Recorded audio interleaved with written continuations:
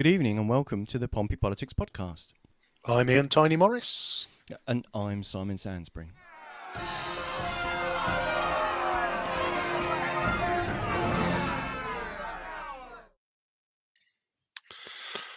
After the cut and the thrust and the hurly-burly of the hustings, back to just the two of us, Simon.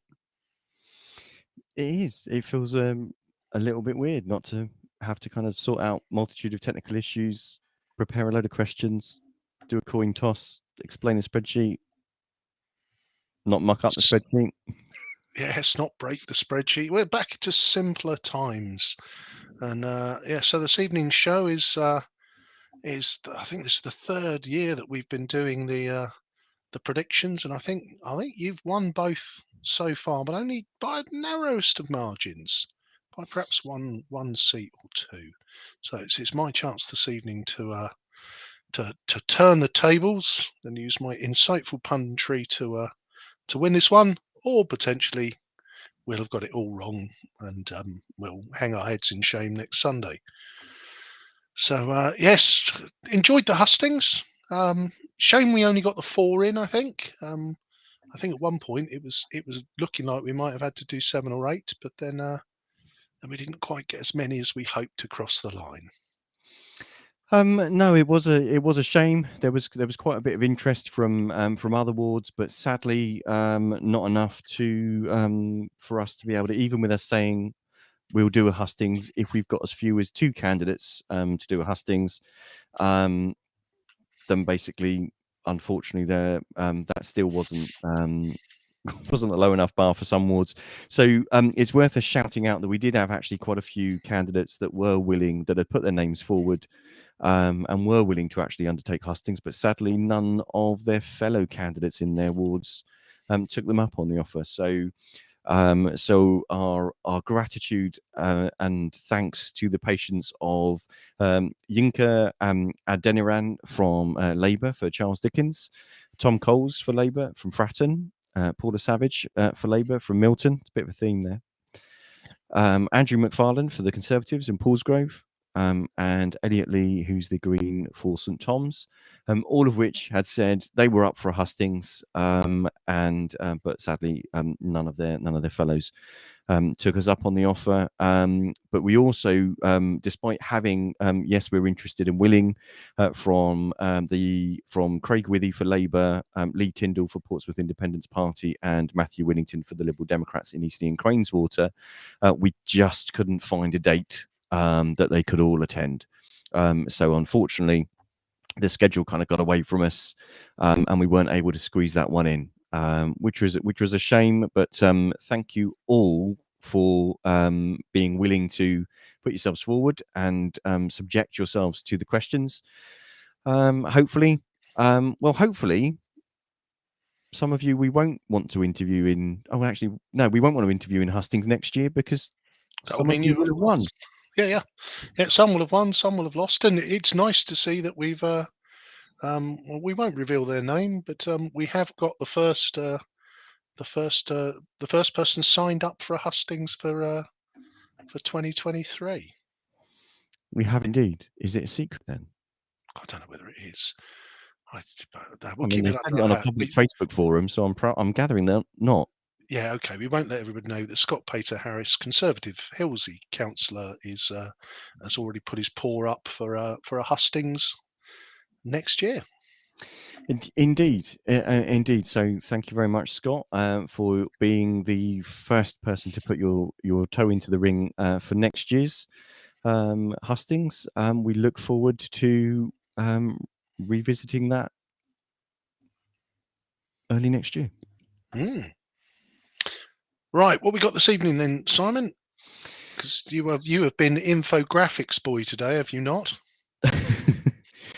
Yeah. So today I have been. I don't know if hurriedly is the right word.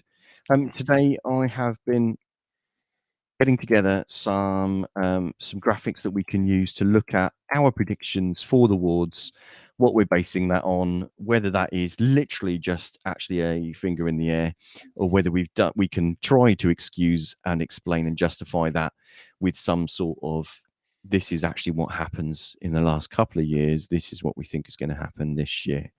So to help explain that, I'm going to tell a story. How's that? Yeah, go for it. So this is where we are now. So we are currently with a Lib Dem minority administration, even though the Conservatives actually have the largest number of seats at 17. It's not enough to be an overall majority. 22 seats is what's required to have a majority in Portsmouth City Council of the 42 councillors. Each year, 3 years.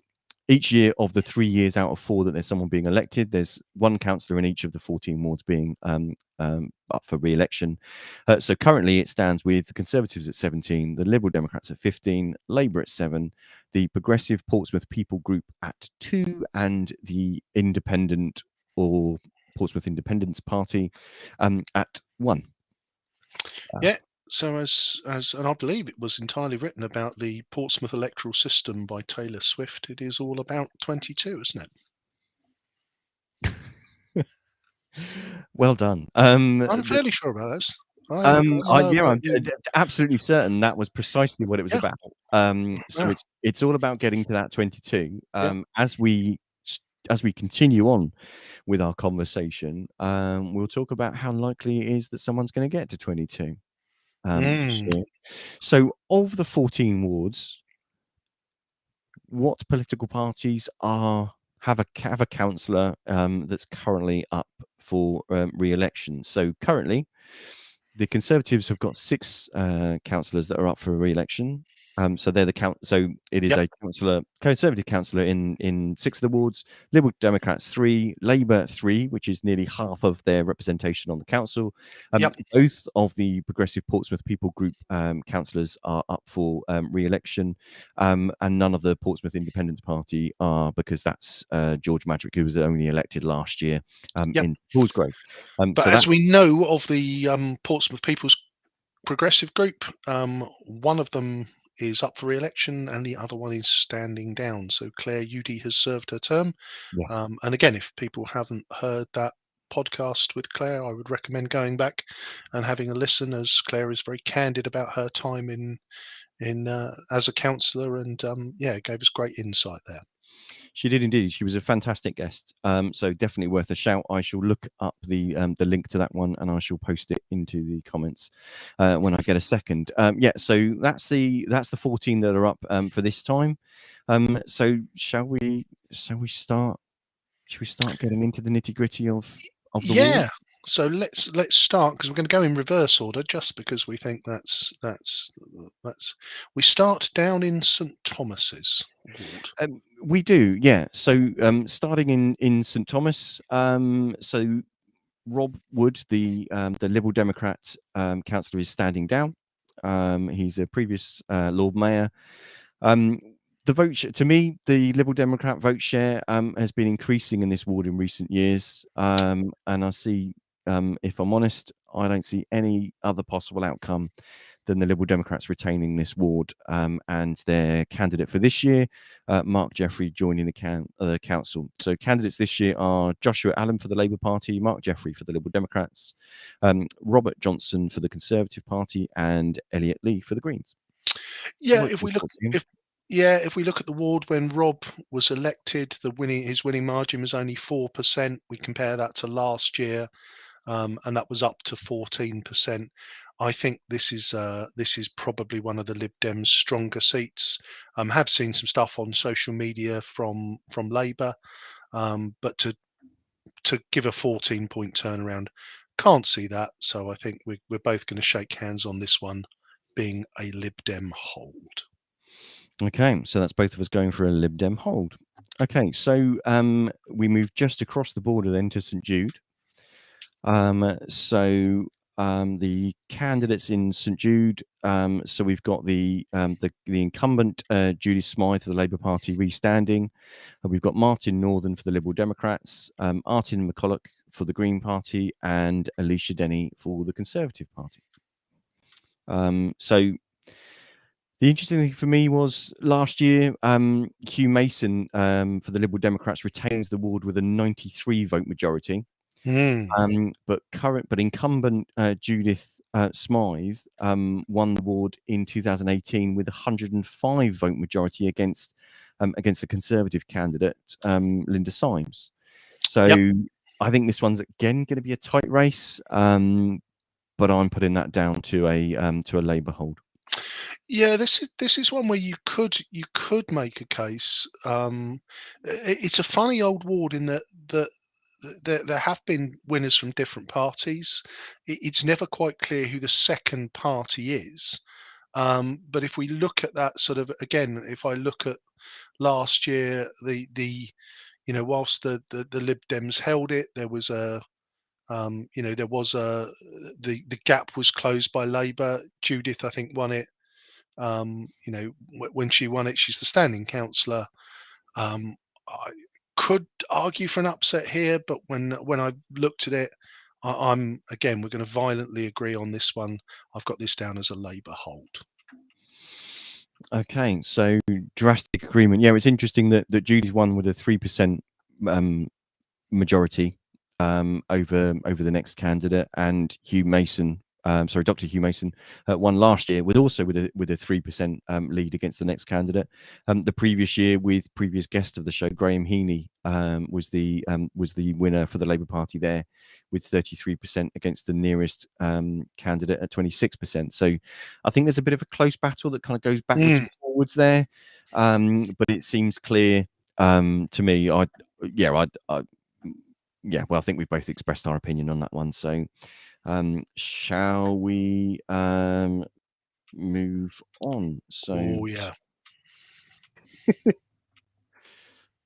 so next, sorry, I'm just typing something for the comments there. So Yeah. So that next is leads the us next. Paulsgrove. Paulsgrove. Yeah, Now, for Paulsgrove. those who don't know the history of Paulsgrove, Paulsgrove is a very strange ward. It's all called Paulsgrove, and it's basically it's Paulsgrove and Port Solent, and I think that is something not to be underestimated. So Paulsgrove has been through a kind of slightly chameleon-based approach in terms of colour. So at one point it was very much a Labour stronghold. As we sort of come into the sort of 2010s, 12, started returning UKIP candidates, and then sort of gently and quietly turned into a bit of a conservative stronghold, as most of the seats in the north of the city are. So, was looking to be, one of those almost a little bit of a tick box ward where not much effort, if any effort, put in by the other parties. And then last year, George Madgwick turned the whole apple cart upside down by taking a very different approach, very much targeting Paulsgrove residents who hadn't voted in the past, ran on a ticket of um, you're being taken for granted. The Conservatives just presume they're going to win. The Lib Dems and Labour don't care. I'm different. We saw the turnout increase markedly. I think it went from sort of circa 20% up to I think 33, 34%. So, turnout was out almost 50%. And George, I think, romped home with, from memory, was it a 12% majority?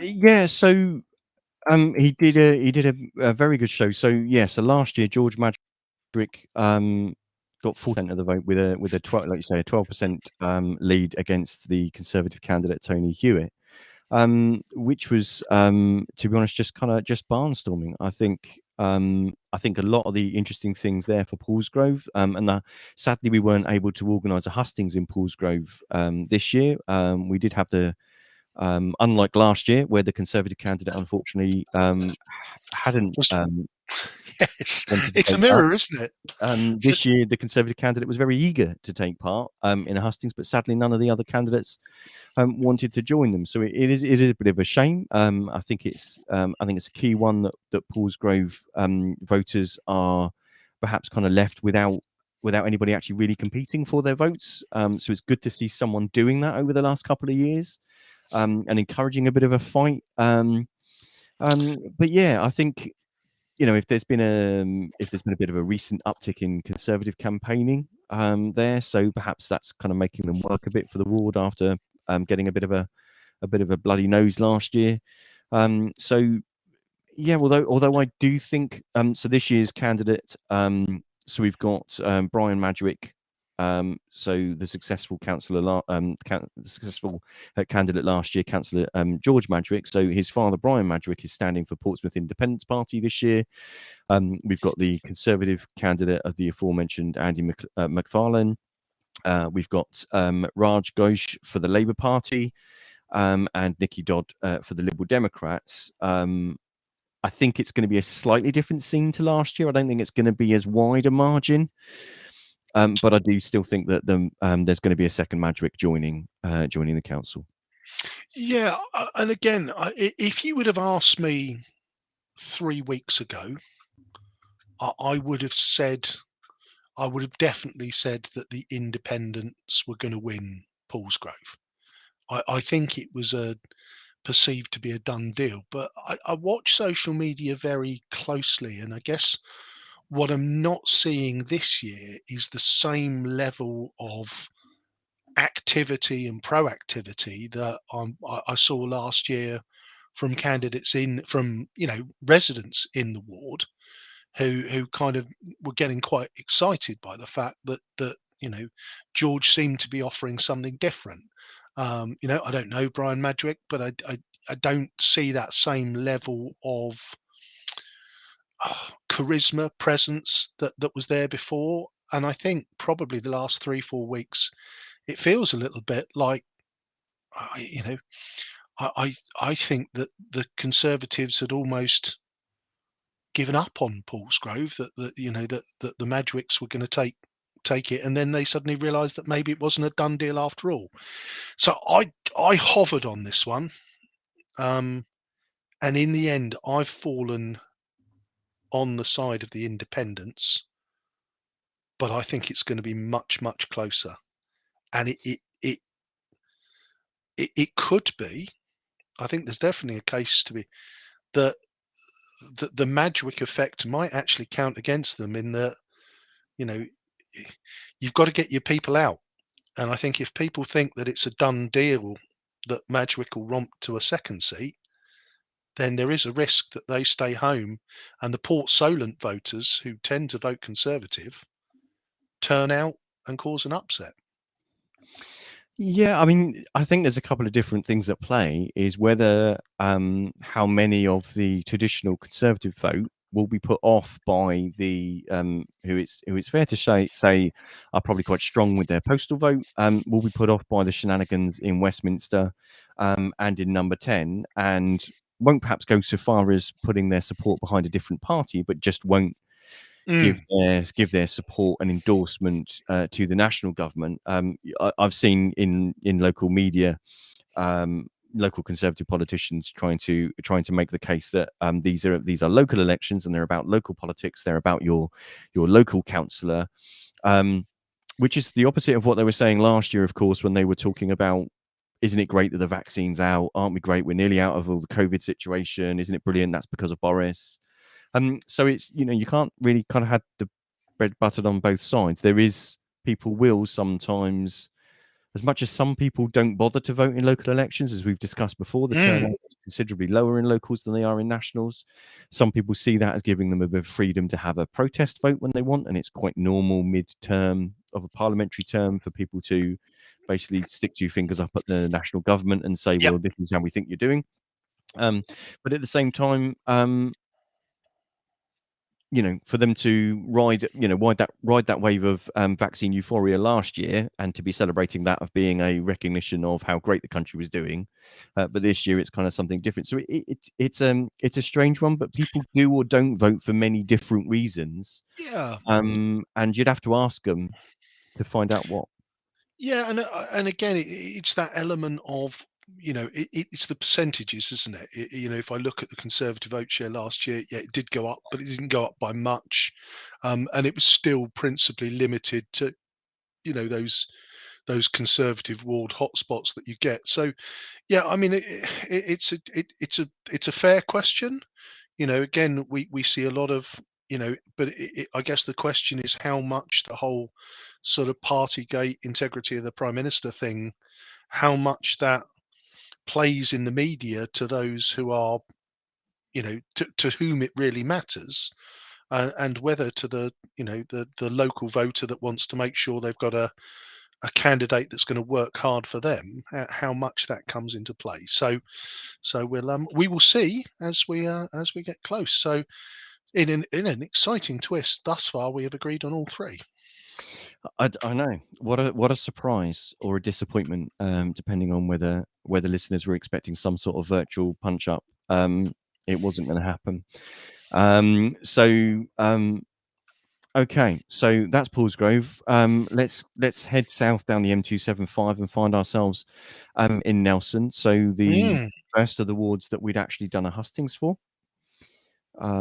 So Nelson, the candidates this year are Nick Doyle for the Trade Union and Socialist Coalition, the incumbent Jason Fazakerley for the Liberal Democrats, the Conservative candidate Spencer Gardner, the Labour candidate Amy Gwither, sorry, and the Green. You have got to make a word soup of her name. Why? You mastered the surname. I managed to mispronounce her surname through the entire hustings, and then I've actually managed to stuff up her first name. Amy, my apologies, and Duncan Robinson for the Green Party. So those are the candidates this year. So interestingly, 5 candidates where there was only 4 the previous year. So it's seen a bit more activity politically in Nelson than normal. However, though, the turnout outside of general elections has gone down over the last few years from about 29% in 2014.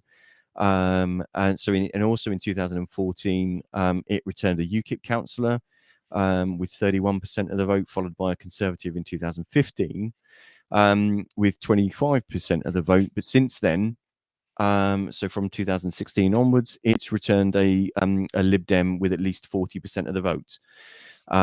So they went from second in 2014 to fourth in 2015 to then first in 2016 onwards. And I don't see, despite the competition, that's a trend that's gonna break. So I think that although perhaps with a reduced majority because of the activity of other parties, I do see that Jason Fazakerley is going to get returned. But the Conservative candidate there, Spencer Gardner, if he's going to stick around and continue to campaign in the ward, I think he's definitely one to watch. Yeah, I think this one is a ward where there's no clear second party. As you say, the Lib Dems have kind of made it their own. They've got in terms of the monopoly, they've got all 3 of the same colour, so all 3 councillors are orange. Or I don't know what you call your sort of ghastly yellow colour. So there is an element to the continuity argument is kind of strong here. I don't understand the trade union and socialist coalition. Um, you know, and again, look, I'm glad of them in terms of anything that smashes up the progressive left vote and splits it is superb. But yeah, it always seems a very very strange choice where they stand candidates. I think it's the lack of clear second choice here that will see Jason over the line. I thought both Amy and Spencer came across very well in the podcast. Spencer, as you say, I feel if you can argue for an upset from anybody, again, got the very strong impression. Spencer's been active in the ward, not just in the last as it comes into the run up to the election, but has been there or thereabouts. But as you say, I have a sneaking suspicion on this one that with a reduced majority, Jason's going to get home. Okay, so is that us agreeing again? Can't go on forever. It better not. It's going to be a really, really boring show, to be honest with you. So let's hop over to the eastern side of the island then. and have a look at things in Milton. So, what are your thoughts on Milton then, Ian? Now, Milton is a funny old ward, isn't it?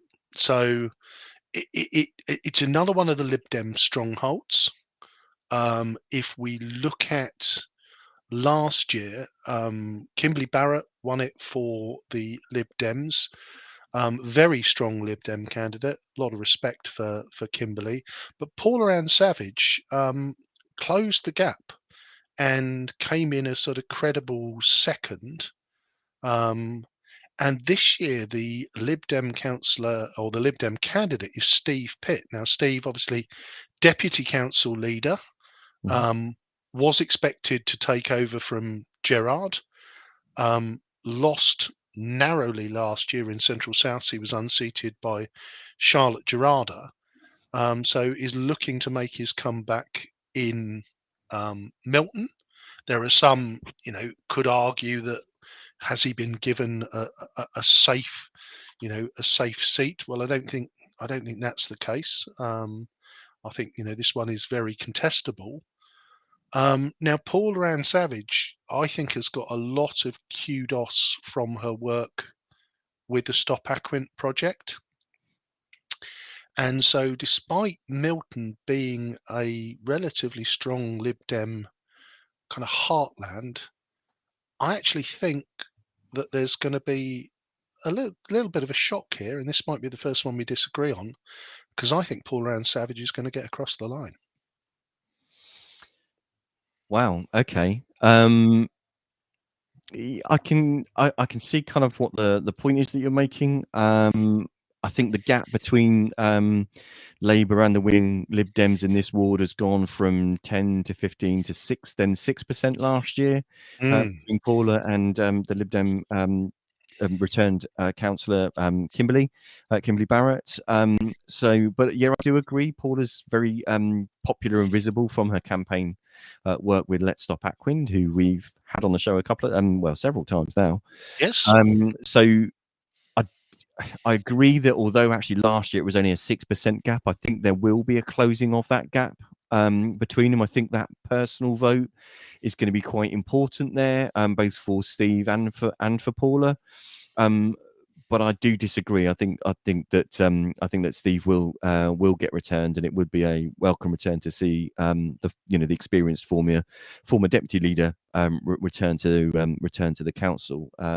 But definitely one to watch. I think that's kind of hotting up there, and anybody that thinks that that's an easy ward, I think is probably bound to be due an upset. Yeah, and I think that you can very much make a case for Steve. I think in terms of people who are not necessarily my political ally, I felt very sorry for Steve last year, as I think over the pandemic, personally, the man had turned in an incredible shift after through the pandemic and with everything that needed to happen. And I felt the electorate giving him a bloody nose last year was very harsh, even though Charlotte ran a very strong campaign and is a very credible councillor. I thought Steve was a very unlucky man last year, so I would happily see him back in local politics. No disrespect to Paula Ann, but I don't know. I just think the tide might be running for Labour in that ward. I'm going for Labour gain. Okay, I'm going for Lib Dem hold. So that's the first one we disagree on then. Okay, so we move on from Milton to one where I don't think there's really probably much of a conversation, is there? No Well, difference it's to voters. marginal, very marginal, isn't it? Oh yeah, totally, absolutely. So, Lord Mayor Frank Jonas standing for re-election. Yeah. Well-respected candidate. I mean, when he won it back 4 years ago, I mean, he got by with just the 32% winning majority. I mean, okay, last year that winning margin fell to 28%, but no, tell a lie, he won with 28%, and that increased to 32% last year. So talk about it as we might, and obviously this is one that the Portsmouth Independents are fielding a candidate in one of the 8 wards, but nobody's winning this but Frank. So the candidates that we got here, yes, are Frank Jonas for the Conservatives, as you said, the current Lord Mayor. We've got Julian Lewis for the Labour Party, Emma Murphy for the Greens. We've got Russell Simpson for the Portsmouth Independent Party, and Peter Williams for the Liberal Democrats. So, look, Frank Is Peter Williams up for some kind of record of of the number of times you stood to be a councillor and lost? Because it feels like he's been the Lib Dem candidate in Hilsey since Adam was a small boy. um, I don't have the stats on that to hand. We'd have to So, look. We'd have to yeah, look. we'll have to look that up. Maybe we can give him like a Pompey Politics podcast mug or something. Yeah. So in 2018, Frank Jonas was elected with a majority of 871 votes. Actually more than the number of votes that the next candidate got. 868 votes. So double their votes basically. Yep. So to be honest with you, no matter what may or may not happen because of national politics that suppresses the Tory vote this year, let's be honest, Frank Jonas is going to get returned for Hilsey, isn't he? And in the comments, Scott Peter Harris points out that that John Ferret, who was the outgoing councillor in Paulsgrove last year, that he stood lots of places before he won, and indeed there's quite a history when you look back of even the existing successful, if you call them that, the elected councillors. They've stood, some of them in various other wards, some where they didn't stand a cat and hell's chance, and perhaps some have done their time in cat and hell's chance wards and actually been moved towards where they're basically short of like a tidal wave wiping the city out. There's no way they could lose. Yep. So I think there's kind of like a bit of good and effective local party campaigners do their time, cut their teeth, and kind of move on to somewhere where they're going to be useful actually on the council. But Hilsey, yeah, I don't think that's a shock for anybody that we're both agreeing with that. So what's next? Fratton. So in Fratton, we've got the incumbent Tom Coles standing for the Labour Party. We've got Dave Fuller trying to return to the council for the Liberal Democrats. Former Lord Mayor, wasn't he? When he was Lord Mayor, he was the Fratton. He was the Fratton. Yes. And I think he had a brief sojourn into Cosham due to the expected candidate being tied up in legal red tape, owing to them potentially working for an arm of the council, which forbade them from standing. Yes. Yeah, it did stop me from standing. So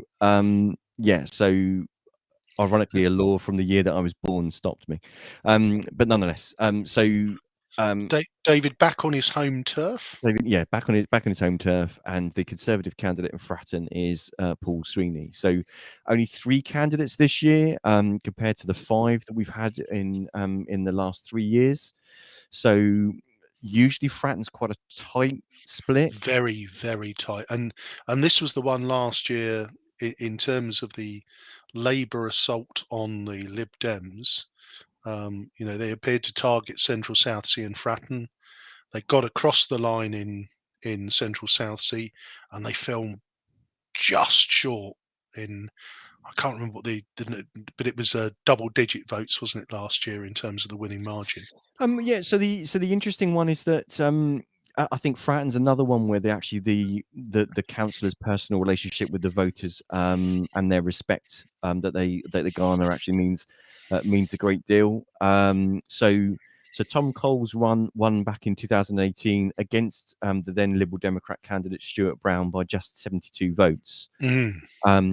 Stuart was elected last year for the Liberal Democrats with 35% of the vote, where his Labour competitor was Nikki Coles, so Tom's wife, with a lead of just 52 votes. So a very, very tight tussle there Mm. between the Lib Dems and the Labour Party. But the interesting thing, I think, we'll just have to see what happens when the votes are counted and it's called out in the early hours of May the 6th.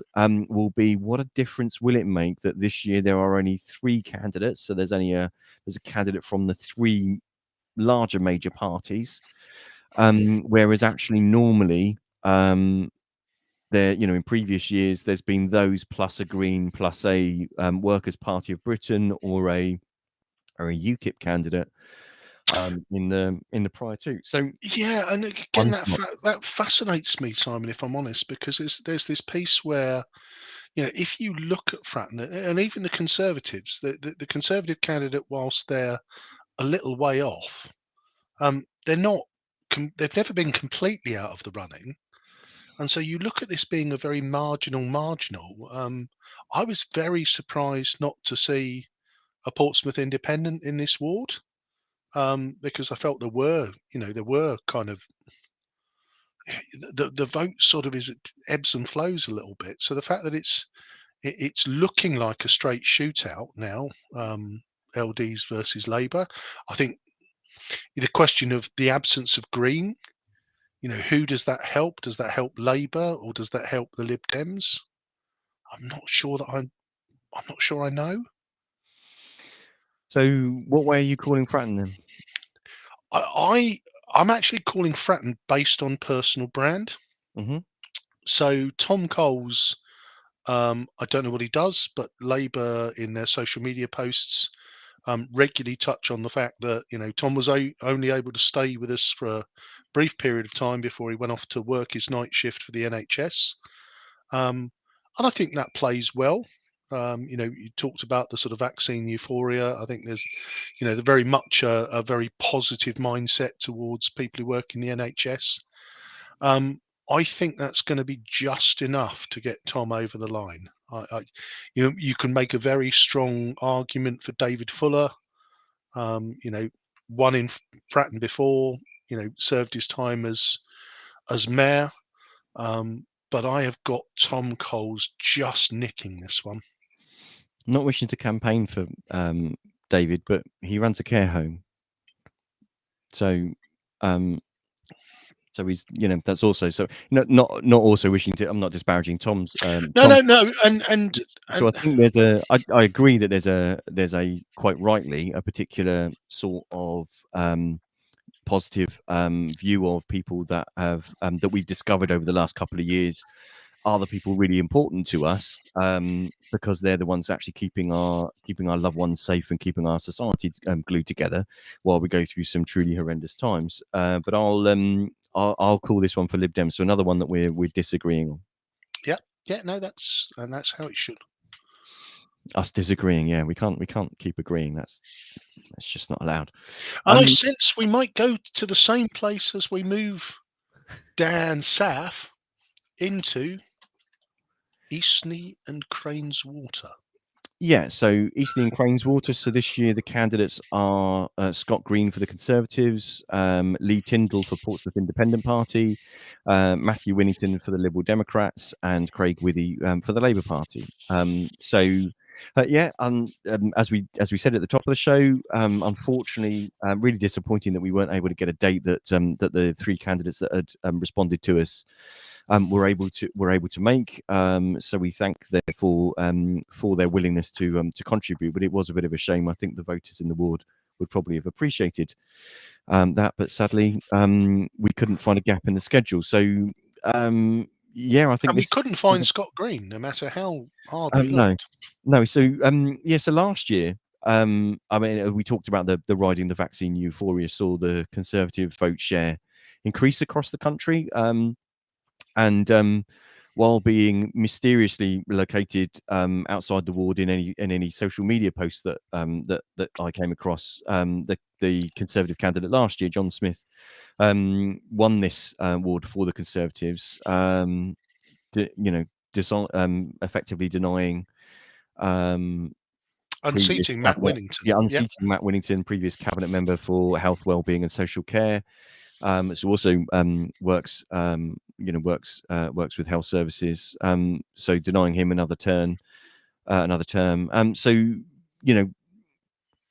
if that Tory vote inflation isn't going to be present this year, and although sadly for whatever reason Scott Green may seem to have not really necessarily be that visible a candidate, we don't, from what we could see, if he's copied that strategy might have worked for Councillor Smith last year, but I don't think it'll work for him this year. Hard to see how it could. It's essentially the pitch fight between the Liberal Democrats and the Labour last year that also helped the Conservatives basically return a councillor in a ward where perhaps otherwise, basically the gods shone on them. The vote share was increased nationally, so there was an uptick, and basically the Lib Dems and the Labour Party were fighting like two rats in a sack, and therefore depreciated their own votes, and therefore allowing the Conservatives to win. So I think it's a different kettle of onions this year, as someone would famously say. I'm calling that one for Matthew Winnington. And that's an interesting one because I mean, for me, and again, a shout out to Craig. I think Craig Withy came across as a very credible and articulate candidate for Labour. I felt last year Labour probably poured more into E&C than they had ever done before. And I do kind of wonder a little bit whether, Matt rested on his laurels a touch. Again, worked bloody hard during the pandemic and felt perhaps that you know that should have got him more credit in the bank than it did. And so, as you say, well, whilst Craig and Matt squared up to each other, Councillor Smith snuck through and bagged the win. And if I'm honest, that I see a replication of that again. I think the independent coming into E&C makes a difference. I do wonder in terms of the 8 wards. This is clearly the furthest south that the independents have ventured. So I don't know how much resource and how many boots on the ground they've put in pursuit of this ward. So I'm not seeing them making a sort of Paul's Grovian impact. So I'm actually calling it the same as I saw last year, which is, whilst we all watched the Lib Dems and Labour have a fist fight, the Conservative, slightly anonymous candidate sneaks along the rails and nips through, and it's a Conservative hold. Because obviously, what we haven't touched on is that this is the ward where famous contrarian and quarter of public opinion Luke Stubbs was the sitting councillor. Obviously took a little turn as Deputy Police and Crime Commissioner before resigning that role. So I think many thought Luke would be back to reprise his role as local councillor, but no, nowhere to be seen. Evidently not. I mean, it's an interesting point that you make about when you talked about both Matthew Winnington and Steve Pitt. Is there a sad irony that they were so busy doing the job that they were too busy to actually campaign to keep it? I think that could be, and again, and often that's where that argument for why the bloody hell do we have elections 3 out of 4 years on a cycle comes back, because there's an element of, are you able to think long term and think strategically when in 3 out of 4 years you're having to mobilize all of your local resources to try and fight to keep your hand on the steering wheel. So again, it looks like we disagree. I'm going for a con hold. You're going for a Lib Dem steal. I think it's likely that one of us will be wrong rather than both of us on this one. Yes, I do. We can't both be right, but I don't see a third outcome other than con hold or Lib Dem steal. Okay. So going from the, and of course, no one could have campaigned any further south than Eastleigh and Craneswater because they'd have got their feet wet and ended up in the Isle of Wight. However, going right to the top of the city, Drayton and Farlington next. The marginalist of marginals. It's such a tight fight, isn't it? It's such a tight one. So standing this year, we've got Delwar Baig for the Liberal Democrats. We've got Conservative Group Leader an incumbent Simon Bosher. We've got Pooja Jha for the Labour Party, and we've got Tom Ilds for the Portsmouth Independent Party. Let's be honest, there's no way in hell anyone other than Simon Bosher is going to be winning this ward. Last year, the Tories won here with an almost embarrassing 68% of the vote. The ward is... Was it a 48% winning margin? Yes. Yeah, so when Simon won it 4 years ago, he scraped home with just a 43% winning margin. Yes. Yeah. Yeah, I mean, it's perhaps a ward where it's ripe for someone else to campaign in it, to fight for all of the votes that aren't being represented by continually returning, effectively a kind of a story stronghold, but there's no sign of anyone doing that this year. And I'll be honest with you, Simon, there comes a point where, the most optimistic of optimists has got to look at DNF and say, those are the first. If we were looking for, whatever way we play our political games, if you were to put the first 3 seats in the council chamber, DNF blue, you would X in. Those would be the first 3 you wrote down every time, wouldn't you? Yeah. Yeah, it's I mean, we used different ways to explain it. We joke about them weighing the votes rather than counting them. We joke about, or I've joked about, if you put a shopping trolley with a blue rosette on it at the top of the hill, by the time it hit Station Road, it would have been elected. Yep. So, yeah, let's be honest. Unless other parties turn up and actually start to make a visible campaign there, what is there for voters to get interested in? Yeah, Which is, a bit of a.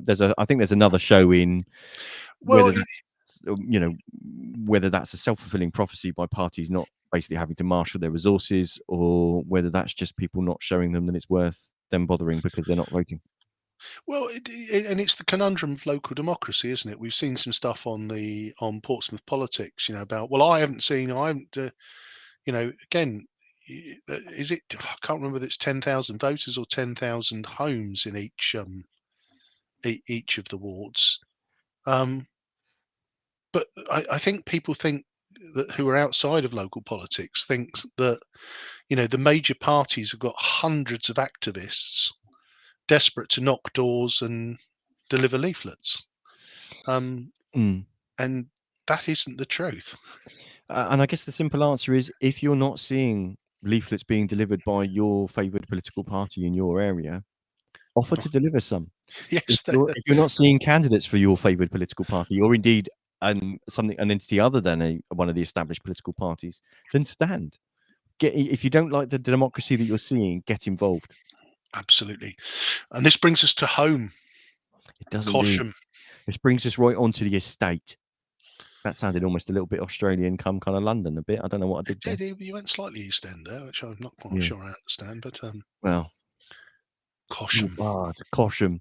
So this year we've got Helena Cole standing for the Liberal Democrats. We've got Hannah Hockaday standing for the Conservative Party, so the incumbent candidate. We've got Mike Jerome standing for Portsmouth Independent Party, and Ashgar Shah standing for the Labour Party. Another that we inhustulated. Yes, so we did a hustings on here, and I've posted the link to the YouTube of the hustings and the SoundCloud version of the hustings, or you can listen to it wherever you get your podcasts, so either Apple, Amazon, Google, Spotify, or indeed SoundCloud. So it seems to have seen a bit more political activity in recent years, so perhaps a couple of years ahead of what we were now seeing this year in Nelson. So although it's not returned anyone other than a Conservative since 2012, when it returned a Liberal Democrat who, if memory serves, promptly defected to Labour and left the city. So I think Labour's candidate Ashgar Shah, leaning on his strong community work, will take the ward, with the Conservative vote either split by Portsmouth Independent Party at the right fringes, or them just staying home out of disapproval for the conduct in Number 10 and Westminster. Yeah, it's an interesting one because it's. I guess we're both. This is both local to us, so we do look a little bit more So last year, the winning margin, I think, was, so when Hannah was elected, she had a 26% winning margin. Yeah. And I think last year, the winning margin for Matt Atkins was down to 12%. So you have seen a sort of a closing of the gap. And it's been very interesting this year to see that Shah has had much more support from the local Labour Party. I think many of the local Labour Party feared that if they crossed the M27 and went north, they'd die of some kind of disease. So, there has been effort being put in for Shah. The campaign hasn't been especially pretty. There has been, some kind of fairly unsavoury social media exchanges between the Labour and the Conservatives. Um, I look at it and I think Shah is actually a really fantastic community activist, and I think in a different part of the city, I think A, he'd get elected, and B, I think he'd be a very fine representative for his for his constituents. But I actually think in Cosham, I think there's an underestimation of Hannah's personal brand. She's lived on the Highbury estate for many years. I think some of the more unpleasant elements of the campaign I don't think have helped. And I actually think based on those two, and it's still being 12% in most political circles is a pretty healthy winning margin. I think when you add those things together, I think it is for me, it's conservative hold. Okay, so we differ again, unsurprisingly. So I'm going for a Labour gain, you're a Conservative hold. So let's just head back across the creek to Copner, where we also had a hustings. So we've got Peter Candlish, the Liberal Democrat candidate, Raymond Dent, for the Portsmouth Independent Party, Tim Shim and Chase for the Greens, Ben Swan, the incumbent for the Conservative Party, and Mary Vallely for the Labour Party. So what do you think is going to happen in Copner? I can't see anything other than a Ben Swan hold. And with double digits, if you look at it, when Ben was elected, I'm trying to get this the right way round. He had a 27% margin. Okay, last time out it was 19%. I think Raymond Dent has put a lot of effort. Yeah, I think Pitt put a lot of effort into this ward because I think they saw it very much as a conservative complacency. I think Ben and his team have campaigned pretty hard.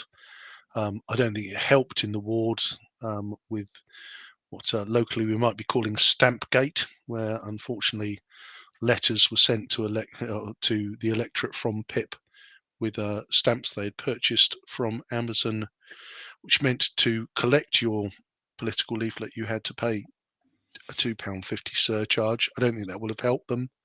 Well, I think it's a way to make you memorable in the eyes of voters, but not in a Oh, good way. But yeah, memorable indeed. unfortunately, obviously Yeah, some sort of purchasing snafu with the PIP campaign team. yeah, and I think for me, I think Ben has been, he's a hard-working local candidate. I don't think Ben particularly. I don't think he is one of those folk that goes to sleep for 3 years and then wakes up when it's his turn to be elected. So I've got Ben home with a double-digit majority. Yeah, I think it's normally a quiet ward with little to no electoral combat. Although in recent years that seems to have had a greater presence from Tim Shim and Chase on behalf of the Greens. So while they've increased their vote share from 4% in 2018 to 11% last year, it's still going to be a Conservative re-election for Ben Swan. He was elected in 2018 with 47% of the vote, and Conservative colleagues Rob New and Lewis Gosling in the following years got elected with a 37% and 53% respectively. So whatever happens, whether there's a dent in that majority, Hey, A Raymond dent, if you will. A Raymond dent in that majority. Oh, sorry. Yeah. Oh, I didn't line that up. Sorry. Oh, Oh, I feel like I've let you all down. I'm so yep. sorry. I think Ben will swan in. No, nothing for No, that. no, I'm not giving you that one. You missed your opportunity.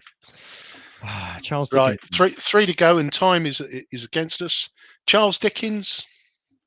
So this year we've got Yinka and Denoran for Labour, Maria Cole for the Liberal Democrats, Chris Dyke for the Portsmouth Independent Party, Chris Pickett for the Trade Union and the Socialist Coalition, and Dr. Rennie Raj for the Conservative Party.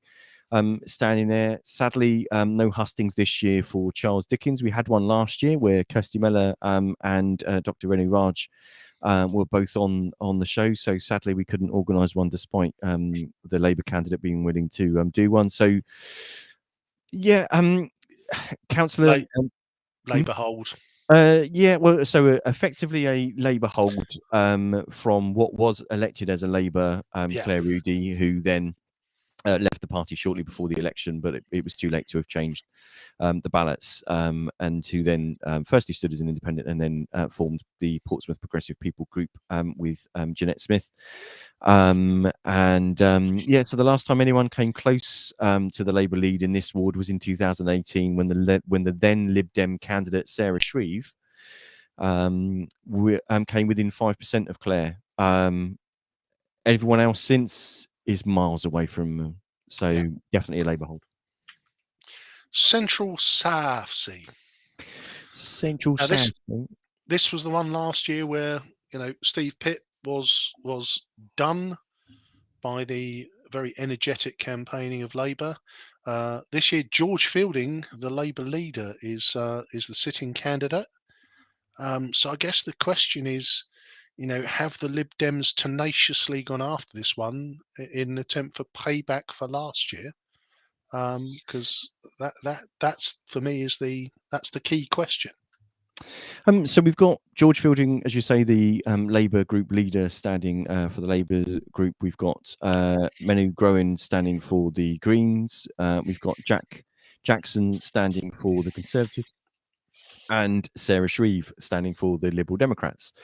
I don't think Liberal Democrats, by very nature, are a vengeful lot. So although last year we saw Charlotte Gerrard gain the seat from the then deputy leader Steve Pitt, as we've talked about before, both being very hard-working and respected in their community, does Central Southsea present an opportunity to defeat the Labour group leader George Fielding for the Lib Dems? I still think George is going to win it. And so do I. I don't want to, because actually, I mean, Sarah Shreve, she's been on the podcast, hasn't she? Yeah, so Which, she heads up Sewage Southsea, the yeah, sewage thing. Yeah. yeah, no, and would love to see her win, simply because George has already declared that his party will back the Lib Dems come what may, which we'll touch on in a minute. Which I kind of think, in terms of giving the electorate choice, is an interesting perspective. So would love to see Sarah do well. I'm slightly disappointed in the local Lib Dems that they didn't work harder in that ward, but like you, I see it as a Labour hold. They're just not the vengeful type. They don't bear grudges. They're too No, nice. no, you should be. That's your problem. Stop Ah, being well, nice. I'm sure there are many others that can speak to how that's not the sort of politics that people want. Okay, so Baffins. Baffins, the battleground Baffins. So we held the hustings in Baffins on Tuesday this week. Yep. So we had Jason Christopher, the Labour Party candidate, Charlie Douglas, the Conservative for the Conservatives. They weren't joined by Abdul Qadir, the Lib Dem candidate, and Paul Oakley Cleef, the Portsmouth Independent Party candidate, didn't unfortunately attend the hustings, but submitted a pre-prepared statement. The link's in the comments if anybody actually wants to go watch or listen to the hustings. Bob Simmons for the Greens and Jeanette Smith standing as an independent. So Yeah, it's an interesting one. I think Jeanette is I mean, to be honest with you, the interventions she makes in the chamber are always well thought out and actually deeply insightful. So, is she going to lose her seat? She was last elected in 2018 as a Lib Dem. Yep. People leaving or crossing parties isn't usually something the voters tend to reward candidates for. But she left the group and party in July 2019. But the Lib Dem vote in this ward is strong, with Darren Mm. Sanders and Lynn Smith. Lynn Stagg getting 45 and 47% of the votes when they were up for elections the year before, 2019, 2021. This year is a bit more of a pitch fight, though, because there's 6 candidates versus the normal 4. There are, and for me, we can discount 2 straight away. Which 2 are you discounting? Greens and Labour. Okay. So Labour never does anything in this ward, and the Greens, bless them, they throw. Oh, that's my dog wanting to go out. They throw some percents in, but yeah. So the question you've got to ask yourself is the Conservatives are perpetual runners up in this ward, are they not? And there's an element for me. It's just on the edge of the north. If I look at the demographic, and I've got lots of friends in Baffins, it's a ward that I've always looked at and thought, from a Conservative perspective, how are we not winning Baffins? But we don't. So the key dynamic here for me in this one is Jeanette going to split the Lib Dem vote? Because as you say, great numbers, 45, 47%. But if you split that in any meaningful way, 22, 23% does not win you a seat. So, I mean, Jeanette won in 2018 with 37%, and the next closest competitor was Terry Norton, the Conservative candidate, of 34%. Lynn Stagg, won in 2019 with 45%, with the Conservative candidate at 21%. And Darren Sanders won last year with 47%, with the Conservative candidate at 29%. So the And that, question will be whether the new Lib Dem candidate has the sort of personal impact that Darren and Lynn have, yep. whether that can translate over. And whether this scrabble for votes is actually going to just eke away at enough to allow someone to come through. I mean, in my view, the Lib Dems are going to win it. I think the battleground is going to be who ends up in second place. I think that's what's going to be interesting in Baffins. You Well, think differently? yeah. So I think 30% wins you the seat this time round. Okay. Because I actually think the Lib Dems, Jeanette, and the Conservatives will get decent votes. And I think that Paul will. I think he'll get a chunk of votes. I could see him getting maybe 8, 9, 10%. So I think there is an element of, I think 30% will be enough to win it. And I think this is one where Jeanette and the Lib Dem vote, I think they'll split. I think they'll split almost evenly. I think both will end up with 25, 26 or 23, 20, mid 20s. And I think Charlie is actually going to come through on the rails, very similar to E and C. And I see this as a Conservative gain. Okay. Well, let's see what happens. So we've totted up the numbers. We've come to a conclusion. We've overrun. So your numbers Yep. brings you to reminding that the current situation is 17 Conservatives, 15 Lib Dems, but the Lib Dems running a minority council, Labour on 7, the Portsmouth Progressive People's Group at 2, and an independent on 1. With your predictions, that leaves the Conservatives still the largest party with 17, the Liberal Democrats on 14, Labour on 9, and the Portsmouth Independent Party with 2, which will still leave us with a Lib Dem minority administration, because there's no way in hell that Labour are going to vote in a Conservative administration. Yeah, and I think this is the, again, the end of the story is not the most exciting because, Labour have made their position very clear. And I do struggle a bit with their phony war. Just before we came on air, there was a post from Labour decrying a Lib Dem leaflet and basically arguing that, well, is this the best the Lib Dems can do? And it's that, well, I don't understand why you're attacking the Lib Dems, because whatever happens, and even if we're wildly out, I did a couple of, that said, well, if there was a 20% swing to the Lib Dems or a 20% swing to Labour, the fact is that the Conservatives are going to keep their stronghold in the north. The South's all going to be divvied up. And it doesn't matter how much the Lib Dems and Labour postulate against each other. When it comes down to it, the Lib Dems are going to be, well, you think they'll be in a majority. I think they'll be in a minority. Oh no, I don't think anybody's going to have a majority. No one's No, no, getting no. As in 20 that seats. they'll have the largest number of seats. But Oh all they're yes. going to do is click their fingers, and Labour will come running and vote them back in again. So, Well, I don't think, to be fair to the Labour group, they're not at the beck and call of the Liberal Democrats. It's but just a case of I some. think they are, because I think they've made their position clear. If you say, I am not going to vote for, I am only going to vote for, there's only two answers, isn't there? It's Lib Dems or Conservatives. And if Um, you said, I will not vote for the Conservatives, and in fact, I will vote in any way that I possibly can, that means that Conservatives aren't in administration, well, the Lib Dems don't have to work hard now, do they? so my prediction brought us out with Conservatives on 14, the Liberal Democrats the largest party on 18, Labour on 8, the Portsmouth Independent Party on 2. Now, in that situation, because the Liberal Democrats are the largest party, Labour could essentially abstain Yes. and therefore not vote the Liberal Democrats into the administration again. But the Liberal Democrats will pass that vote because they've got basically they'll have the largest vote. So Yeah. so either way, we end up with a Lib Dem minority administration. Yes. Yeah. Yeah. The No question, overall control, yes. with the Lib Dems running the shop, either because they've got the most seats or because Labour have given them the leg up.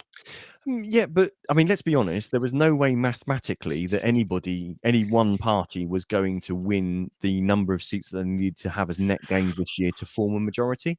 Well, So, and there is an argument, and mm, again, it's probably another show we're overrunning, so we need to.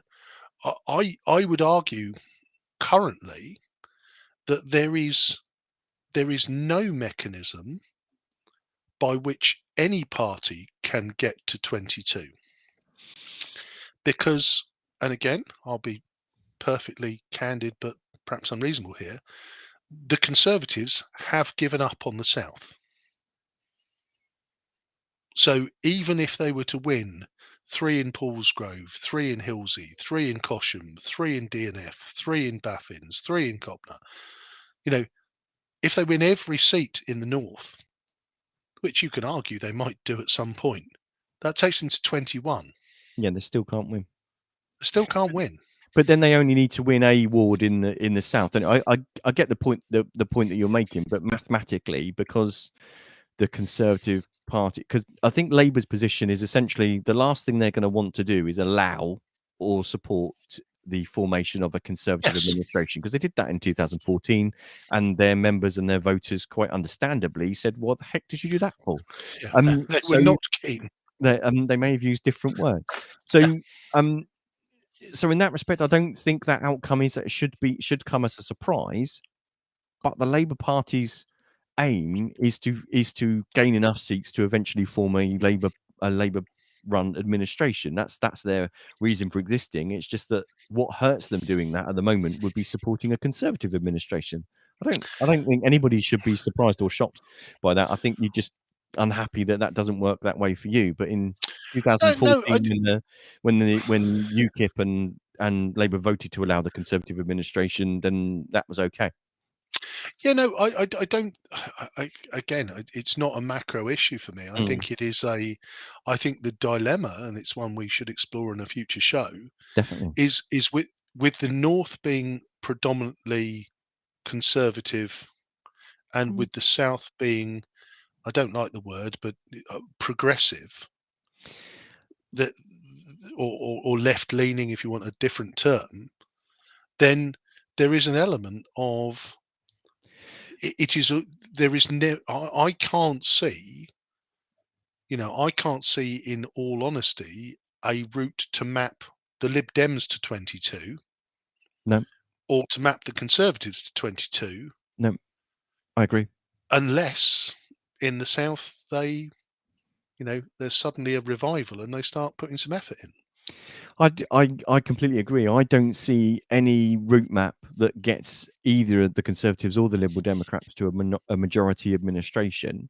I think part of this is about, and we talked about this in its birth, probably a separate episode. Part of this is about us electing in thirds. Yep. Part of this is about the weirdness of Portsmouth, that we have basically a battle between the Conservative and the Liberal Democrat choice of council administration, but when it comes to MPs, it's quite clearly, with to be honest, seemingly unassailable majorities, a Conservative MP in the north and a Labour MP in the south. So Portsmouth is a bit probably strange like that, but the north isn't, council wise isn't. Although there are some stronghold wards for the Conservative, Baffins is in the north, Nelson's in the north, Charles Dickens is in the north, and neither of those have Charles Dickens Conservative is in the councils. South. Stop it. I beg your pardon, Charles Dickens is in the south. Sorry. So, yeah. So, but either way, there's still two wards that are in the north that don't have Conservative councillors. So, Yet. I think, so I think there's a wider conversation about people getting a chance to cast their vote for people that represent them, and that to mean something to me. That tells me that first past the post doesn't work. I know you have a different view on first Oh past the God. post, but I think we both agree, despite I know that the current administration don't favour the idea of going to all-out elections. Personally, I see the benefit in having a 4-year period in which to do some of the difficult things and make some of the difficult choices you need to deal with the climate crisis, to deal with the traffic issues, to deal with the housing issues in the city. You need that time in order to be able to make some progress. This constant campaigning wears people down, does nothing but kill trees to put through people's letterboxes into the recycling scheme, and doesn't really actually bring the change to the city that I'd like to see. And on that bombshell, we can both agree. You've been listening to the Pompey Politics Podcast. I've been Ian Tiny Morris. And I've been Simon Sansby. So do join us next week at the same time at 6:27, when we'll be talking about how wrong we were today with our predictions. So join us next week. How wrong you were. I'm winning we, this year. we shall see whether I can make it 3-0. So join us next week, 6:27. Please don't forget to follow, like, share, subscribe. You can find us on YouTube, Facebook, Twitter, SoundCloud, etc., and wherever you get your podcasts. Thank you very much for listening to the Pompey Politics Podcast.